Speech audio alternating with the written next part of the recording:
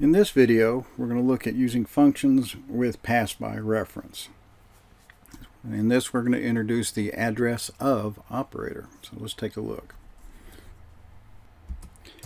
So in this video, when we're talking about the address of operator, we're going to be talking about the and sign. This returns the address of the variable that you are working with. So this will return the memory address of whatever variable you are working with, and you can use it to pass that value.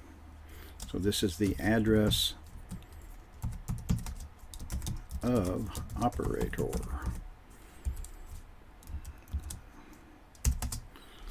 Okay, so let's take a look at how we can do this. We've already looked at using functions and passing parameters in of given variable types or data types. So let's create a new function. We're going to create a function.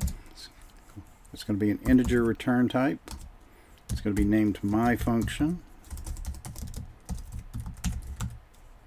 It's going to have one parameter inside the parentheses. It's going to be a string data type.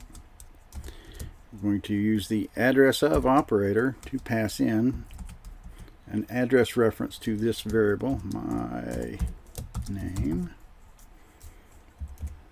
Oops.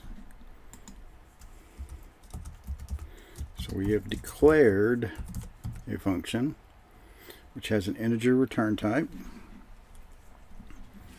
And we're going to copy this line and we're going to use it to make our definition for our function, because remember, when you declare a function you need to define it. We declare it above and we're going to define it below, again getting us ready for working with classes. So declarations end with a semicolon, definitions have curly braces. So we put curly braces and this becomes our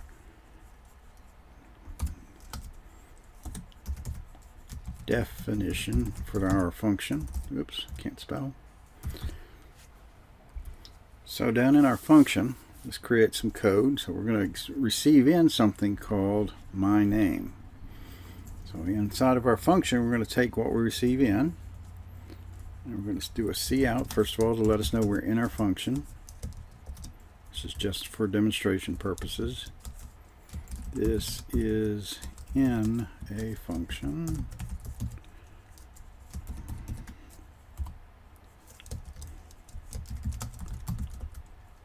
Actually, we're going to include another indel. First, we're going to show what value we received in. So we're going to take and we're going to do a cout. You sent the name and our variable name is str my name into the function. I'm going to do an indel and another indel to give us a little more spacing. Now inside of this function we are going to change the name. So let's change the name that's sent in. Excuse me. So we do a cout, enter a new name, semicolon, cin, and we will use str my name, autocomplete. Actually, for this demo, let's change the data type from int to void. Let me correct that real quick. So change it at my definition. I need to change it at my declaration. So it's a void data type. Close this screen out so we can see a little bit more. So far we've created a declaration that is a void data type or void return.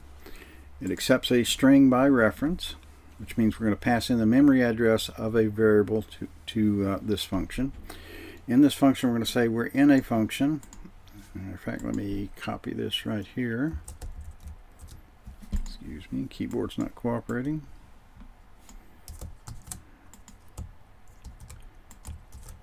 We're going to, inside of our function, we're going to display the name that was passed in. Then we're going to ask for a new name using the cout and cin on lines 34 and 35. which should change when we're done with all the code we'll be writing, should change the original value of the variable back up in main. We're going to look at that in just a second. And since this is a void function, we're just going to do a return with no return value whatsoever. Now let's go up into main. We're going to do some additional work up there. So far, we've defined and declared our function, but we haven't done anything with it. If we ran this program, it would do nothing but execute the system pause. Now we're going to make some adjustments. We're going to add a variable up here. It's going to be a string data type, str name, and we're going to assign it empty string value. We're going to come down and we're going to prompt for a name. Cout, please give me your first name. Semicolon. We do a cin to get our console input. Use our extraction operator, and we are going to store the value in str name. Now we're ready to call our function. What we want to be able to do with this is we're going to pass in the variable str name to our function, which is going to come in as a memory address reference. We are then going to display the name down in the function and prompt for a change. When we do the change down here, it will actually change the value that's stored in str name in main. Normally, because of the scope, str name would not be available to be accessed from the function. But since we're passing in a memory address reference, or using the address of operator, we can in fact alias it as str my name, but in fact we're using the address of str name, and we are inside of our function actually working with the value stored in str name directly. So on the next line, because our function is a void return function, we're just going to call, execute, or invoke any one of the three you want to call it, but it all means the same thing. We're going to call our function, my function, using autocomplete. Hit tab. Now if we hit the first parentheses, it starts to tell us that we need to do something. We hover over at the tooltip in Visual Studio will tell us that it's a void function. It's expecting a string in there, and then it's going in by reference. Well, our variable that we're sending in is str name. We're going to end our line with a semicolon. On the next line, we're going to use a cout to see what our name is after it comes back out of the function. Your name after the function call is, and we're going to show str name and endl. So when we come through our main line logic, or in our main function, we're going to declare a string. We're going to do a cout to get and a cin to get a name to send into our function. We're then going to call our function and pass the variable in by reference, because again, if you notice the prototype, the declaration for our function shows we're passing a string reference, and this is our alias variable basically at that point that we're passing in. It will actually, even though it says str my name, it will be addressing the memory location for str name, so we're actually accessing directly again the value stored in str name. We come through, we show the current value, we prompt for a new name, and then we come back out of our function, and on line 30 we display what is in the current value for str name, which should be what we changed in the function. Now let's test our code. I'm going to drag this over where you can see it a little bit better. So we're going to run our code, enter our first name, which is James, which in my case, which is coming in our main function. We hit enter. Now we're down in our actual function, my function, and we're going to, it's showing us that we passed into the function by reference a value of James. Now we are going to give it a new value, Butch.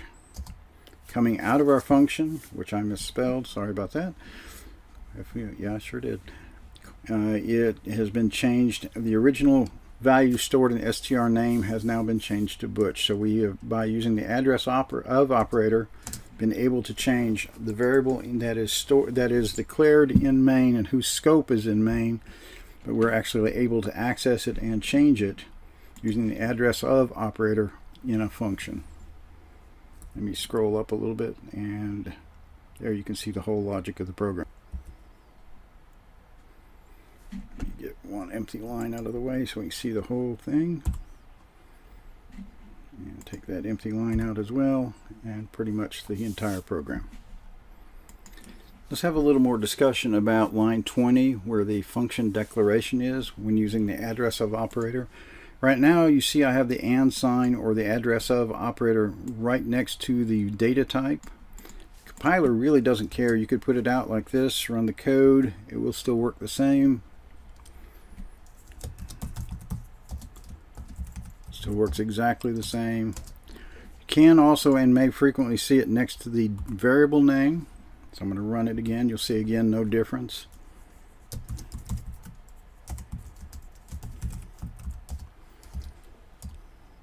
The compiler really doesn't care. Matter of fact, when it comes to the declaration, now I'm not talking the definition, I'm talking the declaration line, it doesn't even need the name of the variable. So, for example, down here in our function we have a string and sign and then the name of a variable. That is going to be required down there. Again, it doesn't really care where the and sign is. I just put it next to the data type. That's more common. But you do have to have a variable name down here to work with because that is the alias for the passed in address. But up here in your declaration, it's a little bit different. It only cares about the data type and to know whether it's passed by reference or not. So we're going to delete the variable name entirely. So here we have, as we had before, str my name. I'm going to actually remove it from the declaration line. And here we have the data type and a reference, which is different than what the line looks like on line 36 in this case for our definition line. Here again you have to have the variable name. The declaration line really doesn't care. So long as it has the data type and to know whether it's passed by reference. So we're going to run that code without a variable name on line 20. You'll notice we're getting no error and it will work just fine. James, oops, Butch. And again, it works just fine. This is one of those little quirky things of C++. Now, as a good practice, particularly for new programmers, I would go ahead and make these lines identical. That will avoid a lot of problems for you. So I am going to go ahead and go back and set that back with a variable name. So str my name string and sign. You notice the prototype for the declaration matches the one for the definition. So they are identical. But just to show you that there is a little difference you can do there, you may run across. But again, for where we're at in programming, please do make them the same. That will avoid a lot of problems. Now, we're going to take this one step further. Up to now, we've been using this pass by reference with one parameter coming in and a void return type. We're going to turn this back to an integer return type. So I'm going to change my declaration and my definition to both be identically returning integers. And we're going to add a return. Because it should return an integer, we're going to return a value. So that means I need some kind of variable to hold my value. So I'm doing int because it's the type that we're returning. And we're going to, since this is going to be an integer data type, we'll prefix it int. Same. C equals 0, semicolon. So we initialize our variable to 0. We're going to come down here and do some comparisons. We are going to say,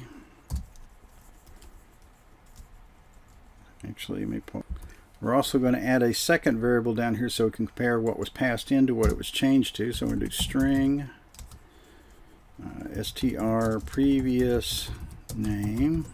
We're going to assign it the value of str my name. So whatever variable, whatever name we passed in, we're going to store it in previous name. Then we're going to prompt for a name change, and we're going to see if the names are the same. So we're going to add this if statement in our function to test if the previous name is the same as the name that was changed or entered on the lines above in lines 47 and 48. If they are the same, we're going to set the value in our variable int same to equals 1, and then we're going to return that variable. If we scroll back up to main, we have now added an if statement up here to say if my function, which passes in str name, returns a value that's equal to 1, then we're going to display a message that says the name you sent in is the same as the name it returned. So we're going to use this if statement to process the return value from our function. I'm going to run our code so you can see it. Names. I'm going to enter a new name. So it's going to be the same, so we should get a message that says the name you sent in was and the name you returned is the same. And we in fact do get that message right here. All right, let's run it again. We're going to send in James. This time we're going to change it to Butch, and we do not see that message occur, saying that the name is the same. So an example of using the return value, in this case an integer, to make a decision about some different output. Let's scroll down to our function. As you saw, we got a reminder that the name that we sent in was the same name that came back out. Do that again. James and James. The name you sent into the function is the same as the name that it returned because it returned a 1. Let's send in a different name, send in a name and return a different name. So do James Butch. You notice we don't get the message that the name we sent in is the same. So we're processing that return integer value using this if statement when we call the function to see if in fact the name was changed or it stayed the same. So here we're passing in a variable by reference and we're returning a value with the function, and we're using that to make some kind of decision. Just as one additional discussion point, well, we did discuss that we're returning an integer. As we recall, in an if statement, in a Boolean value, 0 is false and anything other than 0 is true. Well, we actually can eliminate this because if it returns anything other than a 0, that would be true. So we can delete that and treat it almost like a Boolean. I'm going to enter James, and we get the message, the name you sent in is the same. F5, James, Butch, and we do not get the message that they're the same names. So a couple of demonstrations there all at one time, but this is an example of using pass by reference. Now we could pass in more values. I could actually pass in other values that are not by reference. Say I wanted to do an integer int class ID number. I could do that. I could pass in something that is a pass by reference and something that is not pass by reference. So you can mix and match between the two. In this case, we're not actually doing that, so I want to take this out. Oops. Take that out. But to show you that, just to remind you that you can mix pass by reference with variables that are just being passed by value. Anyway, that is the pass by reference.